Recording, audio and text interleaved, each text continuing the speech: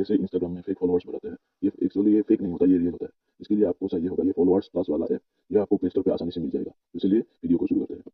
सबसे पहले हम फॉलोअर्स प्लस को ओपन कर लेना है। फिर यहाँ पे थोड़ा सा टाइम लोडिंग लेगा, आपको रुकना है। ये मेरा विकास देखा नाम से एक फेक अकाउंट है, उसमें मैं फेक फॉलोअर्स बढ़ाता हूँ।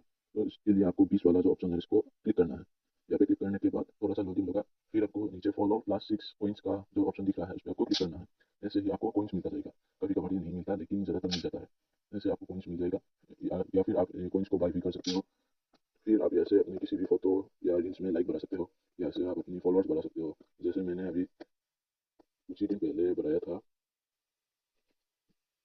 थोड़ा सा लोडिंग लेगा, फिर आपको देखने को मिलेगा। ये देखो, मेरा लाइक एंड फॉलोअर्स मैंने बढ़ाया है।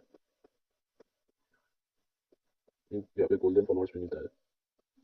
और आपको साइन अप करने पर 20 कॉइन्स फ्री में मिल जाएगा। That's all. अगर वीडियो अच्छा लगा तो